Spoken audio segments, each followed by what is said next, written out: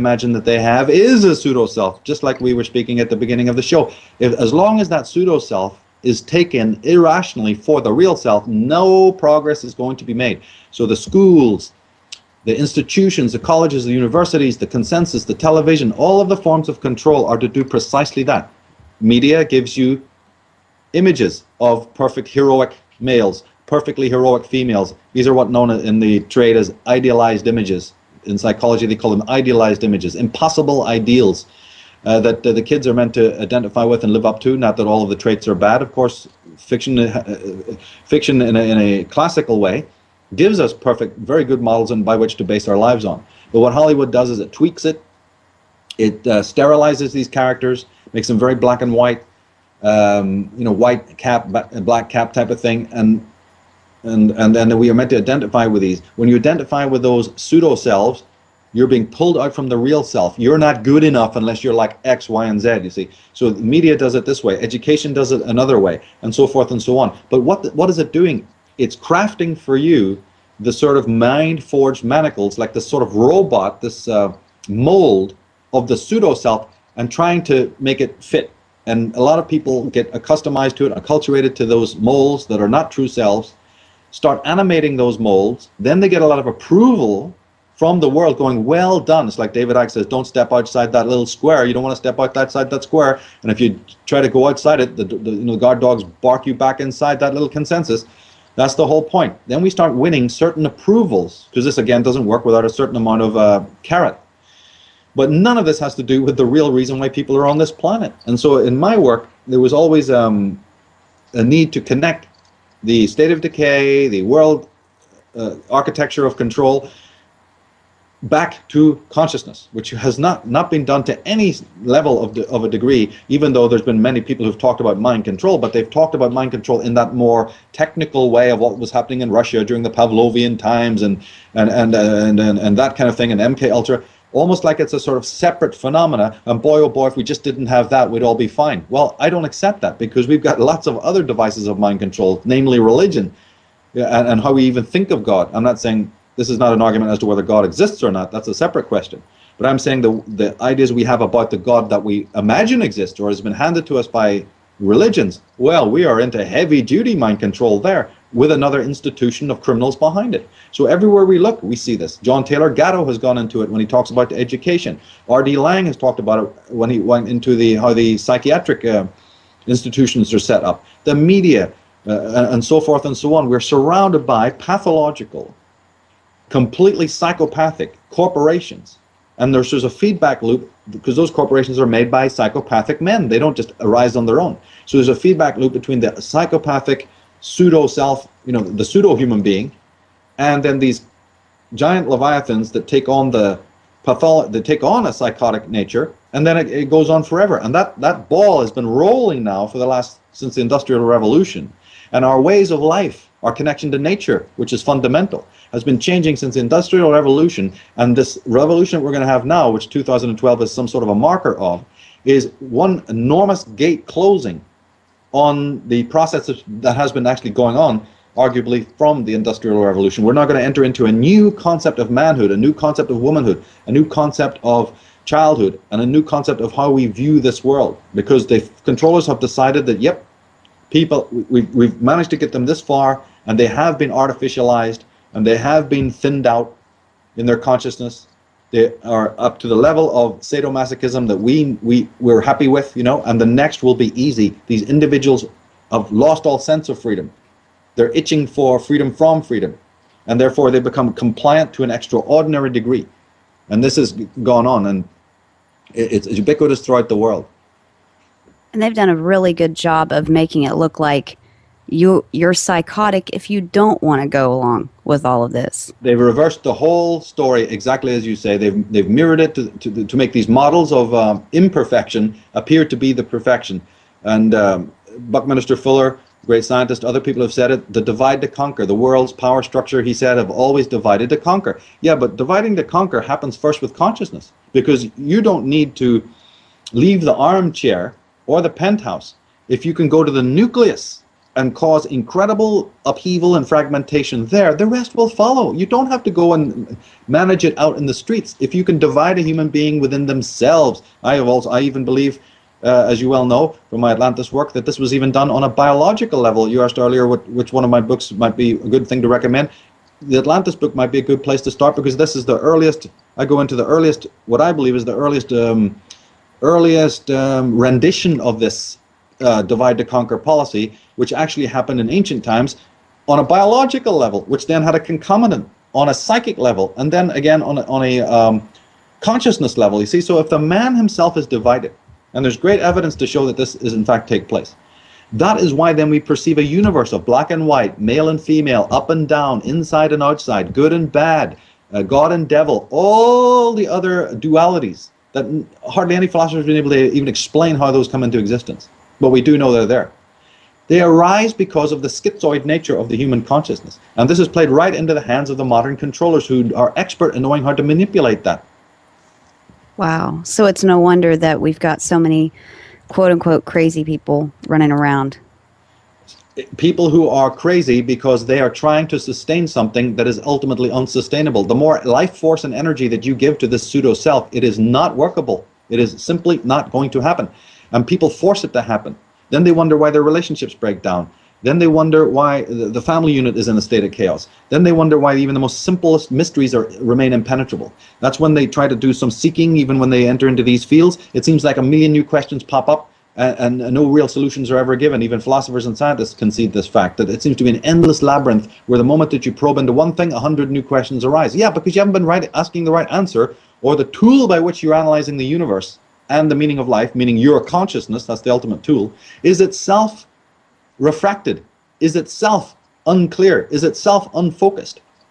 I call them disciples of the mysterium. The mysterium being all the things that you create to substitute for reality, be it God, be it other people, be it a cause, be it science, be it a false image of oneself, be it an idea of what's going to happen in the afterlife. I don't care, being a false understanding of nature, which I think is fundamental, because if anyone wants to understand my work and my take on all of this, they have to understand that just like a true shaman does, I do not see a single ounce of difference between what I refer to as the self and nature. To me, those are just two words for the same thing. I have to insist upon that. So any move to divorce oneself from oneself is instantaneously a divorce from nature, and vice versa. The man who divorces himself from nature, as you can see most of us have done by living in these obscene cities, likewise is, without him even knowing it, disowning and divorcing himself from self.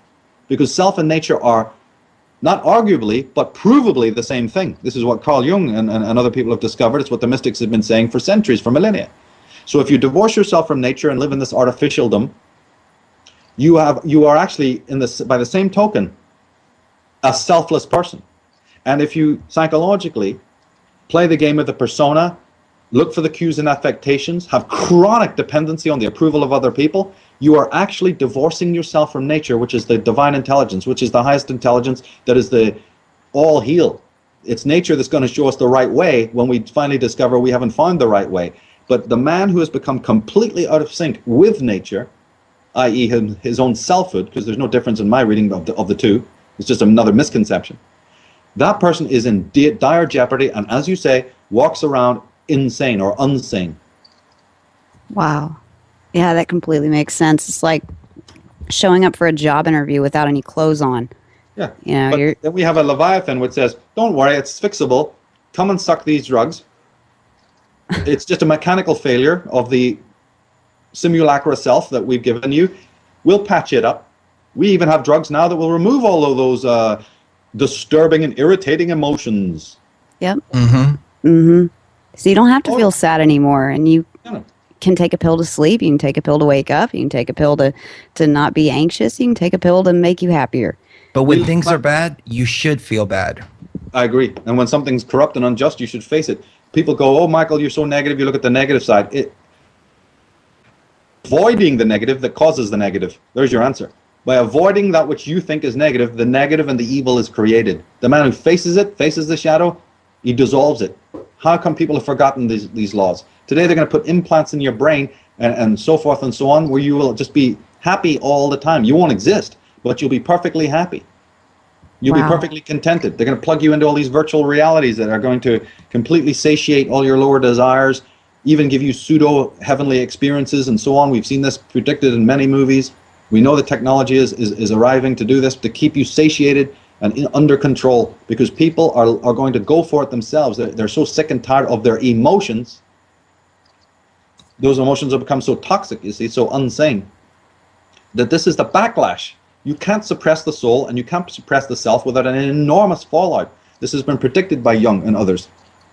And this should make sense even to Christians. You have Origen, the church father, saying, for yourself is even a little world within you, is the sun and the moon and also the stars. You have umpteen references within religion showing you that it's within you is the kingdom of God. There's nothing that I'm saying is in any way preposterous. You know, we have the philosopher Jacob Burckhardt, who said, in history, the way of annihilation is invariably prepared by inward degeneration. It's like we were saying earlier, divide the mind, degenerate the mind, insert negative memes, have years of science and behaviorism that makes the nature and the world and the cosmos around you appear to just be some sort of machinery. And people will believe that and suck it in and never even question it. Have years and years and years of religion that forces you to think of yourself as a microscopic, sinning non-entity in relationship to an all-powerful, omnipotent, and wrathful God. You know, so we have actual. So it goes back to your question: how does one come back to the self? You start to notice the perfidious, corrupt, unsustainable lie mechanism that surrounds you. It's not easy. Nobody ever said it was, but it is a holy work, a sacred science that needs to be done, in which you, like a Sherlock Holmes, you start to deduce what is false, what doesn't hold up to deep reason. Hold everything up to the light of reason. That's the God within us, is the reason that we've been given that separates us from every other species on this planet. And through the reason we've been able to create magnificent things that distinguish the human race. But the slave masters are not interested in us using our reason, you see. Not to mention other capacities that we have that most people don't even know exist. Well, where does intuition and so on? Where does the pineal gland play into all of this? And why is there so much effort to, from what I can gather, calcify it? Well, it's not just one gland. Our entire bodies are under attack. The immune system is not what people think it is. The immune system is actually a spiritual defense mechanism that we have to ward off various forms of pathogens. The pineal gland and these areas are wide awake in children, for instance.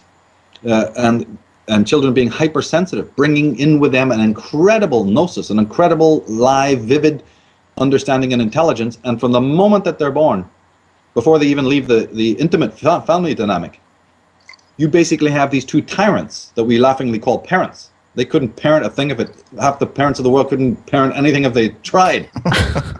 Very true. That is true. These people are nothing but puppets, glove puppets for the system, dominating the child and using the legal precedents that they are some sort of, control. They have control over this slave, and using it and manipulating it to fill the child full of their own wants and their own needs and their own frustrations and so on, basically countermanding the natural intelligence of the child. To most parents, the child is not there to teach them anything. It's there to be a crutch. It's there to entertain them like some sort of toy.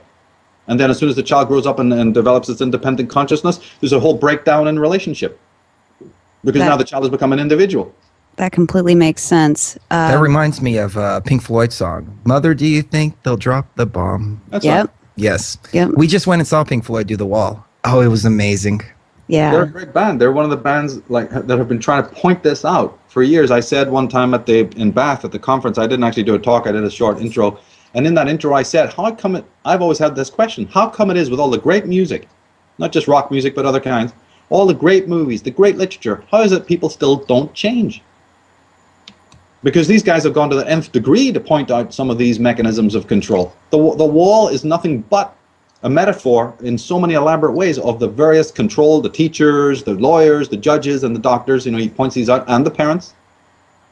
Mm-hmm. And he points this out about these ambassadors of control, these architects of control.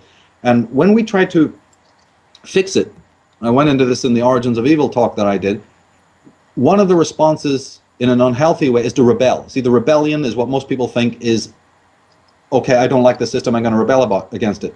But the rebellion is just the flip side of the coin of conformity. Rebelling against what you don't like often doesn't bring that thing down. it's probably a healthy stage in the early stages. But unfortunately, there seems to be another